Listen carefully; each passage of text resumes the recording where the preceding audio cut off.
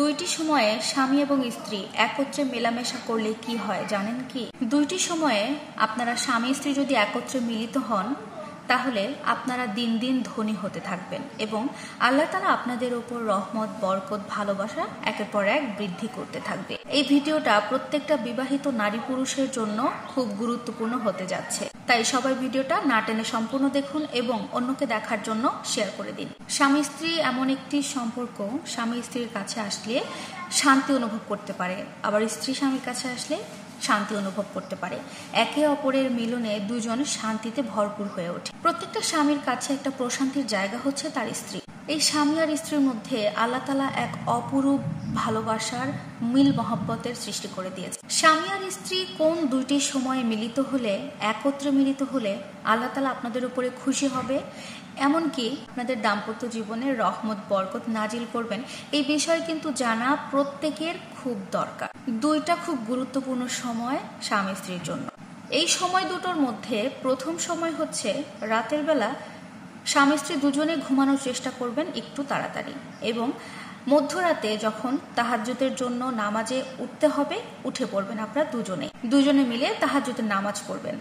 কারো যদি সমস্যা হয় তাহাজ্জুদের নামাজটা মিসও করতে পারেন, তবে এরপরেই দুজনে একসাথে ফজরের নামাজ আদায় করবেন।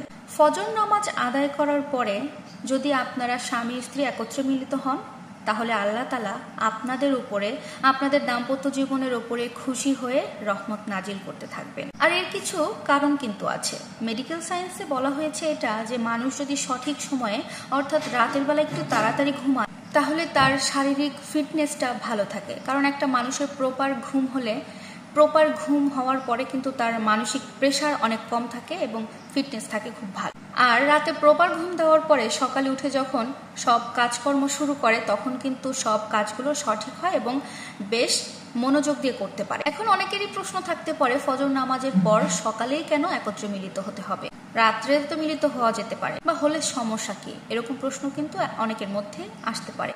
এখানে কিন্তু অনেকে দেখা যায় যে পারিবারিক সদস্যের কারণে, চক্ষু লজ্জার কারণে অনেকে রাতের বেলা ফরজ যে গোসলটা সেটা কিন্তু তারা করতে পারে না, যেটার কারণে তারা ফজরের নামাজটাও আদায় করতে পারে। আর আমাদের নবীজি বলে গেছেন যে ব্যক্তি ফজরের নামাজ আদায় করবে না তার ঘর থেকে আল্লাহ তাআলা রহমত উঠিয়ে নেবেন। আর আপনার ঘর থেকে যদি রহমত উঠে যায় তাহলে আপনার ঘর থেকে শান্তি উঠে চলে যাবে। তাই সব থেকে ভালো যদি আপনি ফজরের নামাজের পরে স্বামী স্ত্রী একত্রে মিলিত হন তাহলে আল্লাহ তাআলা আপনার উপরে খুশি থাকে এবং খুশিও আপনার উপরে, আপনার সংসারের উপরে, আপনার দাম্পত্য জীবনের উপরে রহমত নাজিল করতে থাকে। এর পাশাপাশি কিন্তু আপনার সারাদিন যে থাকবেন আপনার শারীরিক একটা প্রফুল্লতা আপনি অনুভব করতে পারবেন। দ্বিতীয় সময় হচ্ছে যখন আপনারা বুঝতে পারবেন আপনার মনটা অনেক ফুরফুরে বা খুব ভালো যাচ্ছে, আপনার মনটা সেইভাবে আপনার স্ত্রীর মনটা খুব ভালো যাচ্ছে।